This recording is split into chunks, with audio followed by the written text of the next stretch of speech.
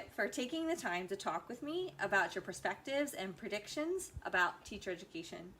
You've made significant contributions to the field, particularly in regard to English learners, and I'm really excited to hear your thoughts. So, to start, what changes stand out to you since you began in teacher education? Well, I think the primary change has been a philosophical shift from a behaviorist orientation to a more sociocultural orientation. And I think that's probably generally true for education overall. Um, I think when I began teaching, it wasn't at all uncommon for us to utilize very behavioral orientations, not just to modify and shape classroom behavior, particularly at the elementary level, but also the need for rewards and those kinds of consequences of behavior. Sticker charts, that kind of thing. Yeah, that we thought were necessary for achievement, for academic learning, and I think the big shift has gone away from that.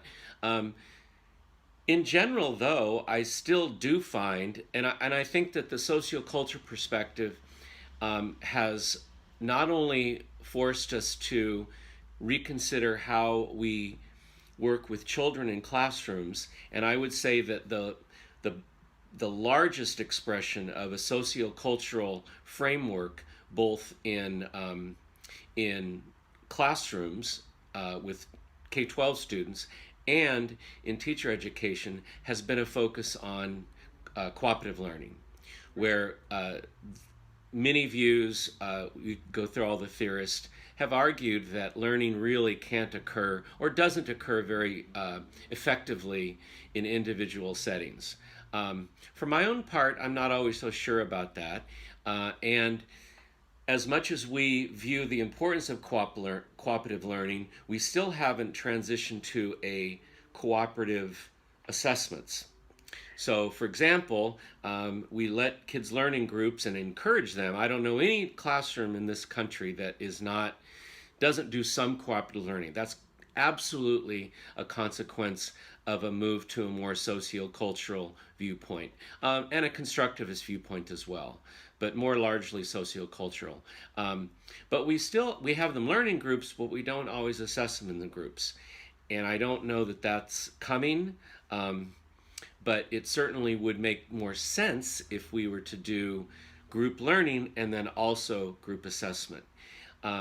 So I've written about this idea of course, we teach sociocultural theory and viewpoints in a teacher ed program, and that's obviously, there's no teacher ed program that I know of anymore that doesn't teach sociocultural viewpoints. Vygotsky, Chomsky to some degree, certainly Piagetian ideas. I don't know that we always get it right, but we teach it.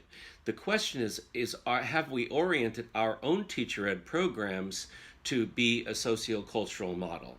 In other words, we teach about how you should be a teacher and use sociocultural practices, but are our teacher ed programs genuinely sociocultural? I think we're getting better at that. I think for an awkward time there, we still were relying on behavioral principles to guide our program, but then telling students, oh, and there's this theory, sociocultural theory, that you need to Do be as we say, using. not as we do. Yeah, we were not modeling what we were claiming. And now I think most teacher ed programs have reoriented and are having students do a lot of work in groups, sharing ideas, working together, and becoming and using those same principles. Teacher ed students are really, really good at noticing contradictions. You're not preaching you're not teaching what you're preaching, and I think that can be a big problem. It's best when everything lines up. Yeah. So, okay, that's a big change. I think that would be my primary. That is a really big change. I hadn't thought about it like that. Especially the idea of working in groups and thinking about then what are the next steps, right? expect students to do cooperative learning and team learning, we should be assessing that as well. And it's certainly it's not reflected in the assessments that are being used. No, assessment's largely still very individualized.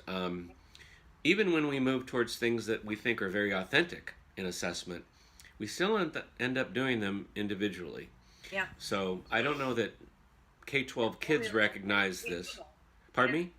Portfolio assessments, to name one, it's supposed to be, it's very individual. Yeah. I mean, I've noticed more, but we seem to have a hesitation to do that, to have more group assessments. As an expert in the field, what really needs to be happening in teacher education?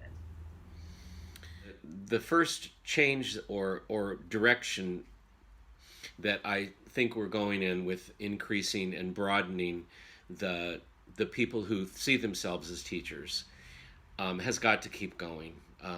We can't slow that down. We can't stop that. That's going to require some real effort on everybody's part. We can no longer say, well, so sad, we just didn't get enough students of color to apply to our teacher ed program. And that's no longer an excuse that works. We need to begin forming grow your own pipelines, which we know how to do. We've done this in lots of places. Future teacher clubs, what we call pre-collegiate teacher education. But so we need to help our underrepresented minority students of color to understand that it is a middle class position, and it's something that's doable. It's not an impossibility. Yeah, I think we have to sell teaching better, and for teacher education, we need to be working with our local high schools. We need programs. We need them to be encouraged. So I think that that's something that we need to do more of. I think that we should. I think we need to reform some of what we do in the field placement, the practicum student teaching, where most all student teachers come out and say, where'd you learn the most? Oh, in my student teaching. And we expect that, and we shouldn't be surprised when students say that.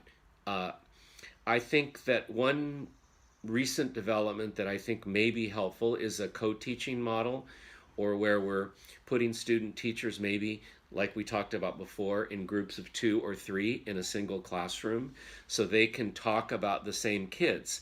Because right now, student teaching is a pretty isolating event. You go in, you're with your cooperating teacher, and you're talking about the same kids, but nobody else in your program really is seeing the same kids unless you're switching placements and things like that. It's like, oh, I was there for the first place, and now I'm in the classroom that you were in. But I think that those, a more sociocultural, cooperative move would be helpful. So I think we need to probably also help forge better relationships. I think a great model for that is the California Council on Teacher Education. They've sponsored now for I think 3 or 4 years what they call a SPAN conference. We hold it in Sacramento, and teacher educators are encouraged to go visit their own representatives in the Senate and Assembly in California, and that's been very helpful to make connections and let legislators know what's important in teacher ed and what's important to teacher education. I find that legislators just don't have sometimes a lot of interest. So we need to do better at that.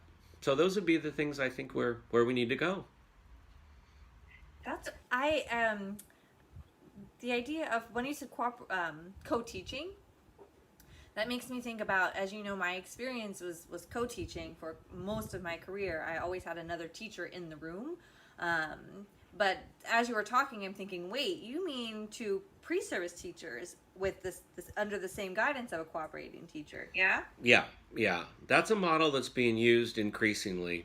And if you think about it, it's a natural outgrowth of a sociocultural teacher ed program. It doesn't, they don't just have to be doing readings together in a class, they could be talking about the same students and learning to teach the exact same kids in the exact same context.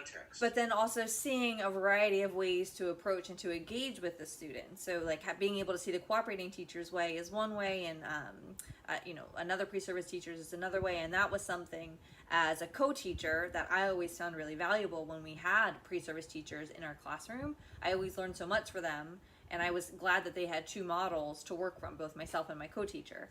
But I hadn't thought about now as a co-teacher or as a cooperating teacher, having two pre-service teachers, I would be like having that dialogue would be really, really valuable.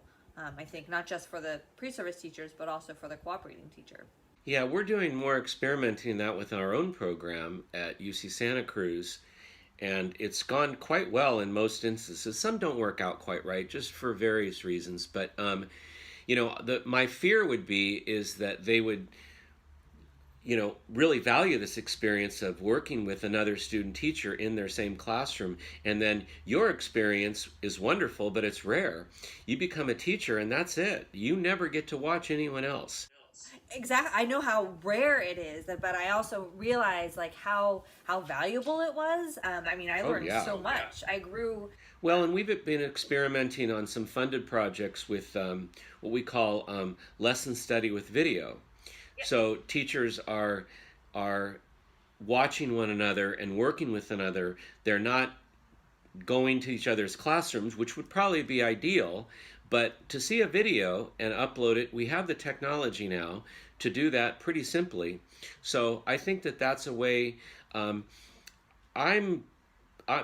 been very pleased with that model. So I think in teacher ed we need to allow teachers, pre-service teachers, to work together more in the field placement, solve problems in their field placement in groups or pairs, dyads, and then also be working to create professional development models for in-service veteran teachers where they get to watch other teachers. And the results we found in our funded projects for lesson study with video has been great, and we've been pairing teachers up across states.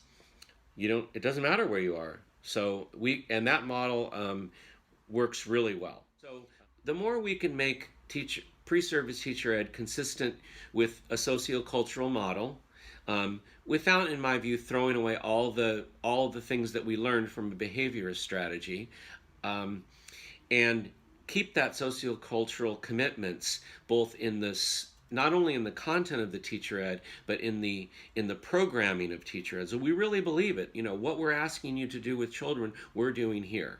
And then encouraging and thinking of new things. That's what people should do in teacher ed research, is think of new ways that we can help practicing teachers, veteran teachers, learn from one another. Because that's what, if we believe the sociocultural model, then that's what we'd be doing. You wouldn't bring in some expert to talk at people. That's the exactly wrong way to do it, if you really believe in a sociocultural theory of learning. So just tightening up the connections between our beliefs, pre-service teacher education, pre-collegiate teacher education, and in-service PD.